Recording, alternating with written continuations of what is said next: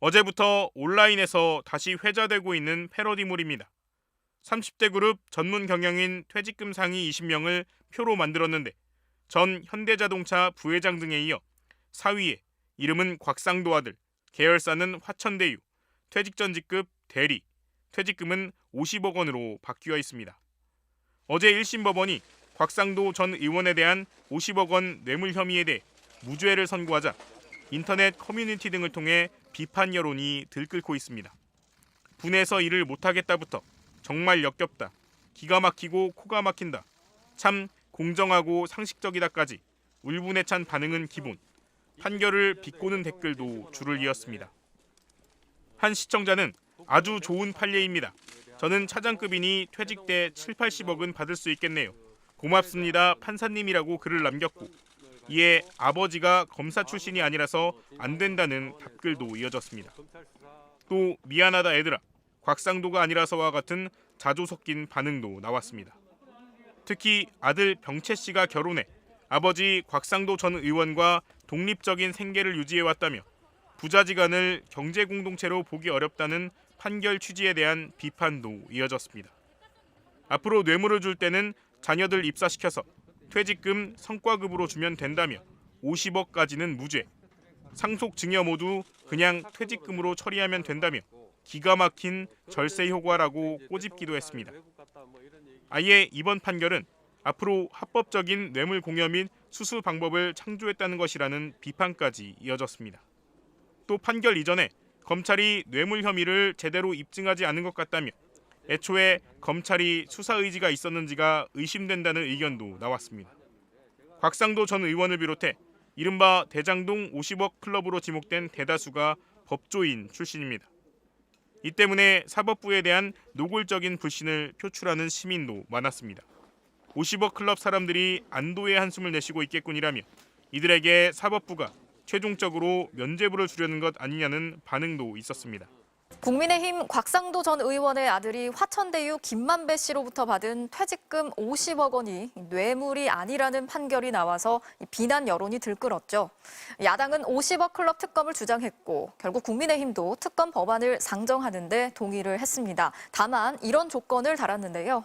특검은 수사가 미진하다든지 수사가 끝났음에도 불구하고 해소되지 않은 의혹이 남아있을 때 하는 말하자면 최종 수단인데 이 말 때문이었을까요? 곽상도 전 의원만 기소하고 1년이 지나도록 별 움직임이 없었던 검찰이 오늘 갑자기 50억 클럽 중에 한 명으로 거론된 박영수 전 특별검사를 겨냥해서 압수수색에 나섰습니다. 한동훈 법무장관은 특검이 진실규명에 방해가 될 거라는 주장도 폈습니다. 정상빈 기자가 전해드리겠습니다. 검찰 수사관들이 박영수 전 특별검사의 자택에 들이닥쳤습니다. 지난 2016년 국정농단 특검 당시 특검보로 박 전 특검을 보좌했던 양재식 변호사의 사무실에도 찾아왔습니다. 또 우리은행 본점과 성남금융센터 등 일부 지점에서도 부동산 PF 대출 자료 등을 확보했습니다. 50억 클럽 당사자 압수수색은 곽상도 전 의원 이후 처음입니다. 검찰은 2014년 우리은행 이사회 의장이던 박 전 특검이 대장동 일당의 청탁을 들어주고 거액을 약속받았다는 진술을 확보했습니다. 컨소시엄 구성과 대출을 돕고 50억 원이 아닌 200억 원에 달하는 지분 등 대가를 약속받았다는 진술이 나온 것으로 알려졌습니다.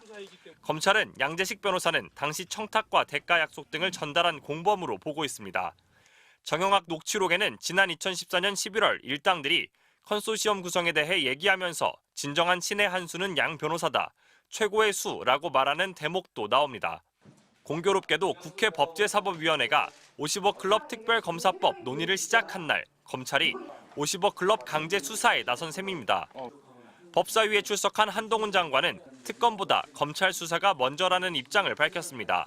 결과적으로 진실규명에 방해가 될 거다. 특검이라는 것은 수사 능력이 부족하거나 의지가 부족하거나 인력이 부족하거나 하는 경우에 보충적으로 해야 하는 경우죠. 50억 클럽 수사가 본격화되는 건 곽상도 전 의원 기소 뒤 1년 한 달 만입니다.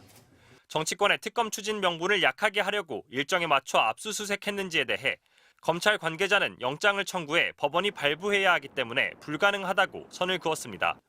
박 전 특검은 허구의 사실로 압수수색을 당해 참담하다며 의혹을 전면 부인했습니다. MBC 뉴스 정상빈입니다. 50억 클럽은 정영학 녹취록 2020년 3월 대화에서 처음 등장했습니다.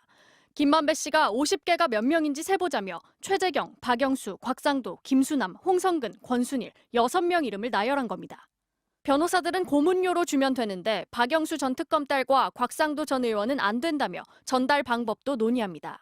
검찰총장과 대법관 출신 변호사들부터 언론사 회장까지 50억 원을 약속받았다는 의혹이 불거졌습니다. MBC가 대장동 1차 수사 기록에서 이들에 대한 언급을 찾아봤습니다. 박영수 전 특검이 그나마 자주 등장했습니다. 정영학 회계사는 2012년 박 전 특검이 김만배 씨에게 대장동과 남욱을 도와주라 하면서 김 씨가 합류했다고 진술했습니다. 검찰은 화천대유가 고위 전관들을 고문으로 영입한 과정도 조사했습니다. 화천대유 인사 담당자는 박영수, 김수남, 권순일 모두 김만배 지시로 영입했다며 권 전 대법관은 변호사 등록이 안 된 줄도 몰랐다고 진술했습니다. 매달 1,000만 원에서 2,000만 원씩 고문료도 김 씨가 정했는데 딱히 하는 일은 없었다는 진술도 나옵니다. 박 전 특검은 한 달에 2-3번 한두 시간 사업 얘기를 하다 식사하고 갔다. 다른 고문들에게 법률 자문을 받은 적은 없는 것으로 안다는 겁니다. 화천대유에 입사한 박영수 전 특검 딸을 불러 채용 과정도 조사했지만 거기까지였습니다. 유동규 전 본부장을 뇌물 종착지로 판단한 1차 수사 기록에서 50억 클럽 조사 흔적은 더 찾을 수 없었습니다. 작년 7월 본격화된 2차 수사팀은 더불어민주당 이재명 대표 측근들을 구속하고 이 대표를 정조준하고 있습니다. 처음 50억 클럽 의혹이 제기된 지 1년 반 가까이 지났습니다. 2차 수사팀은 의혹 본류를 수사한 뒤 조사하겠다는 말만 반복하고 있습니다. MBC 뉴스 김지인입니다.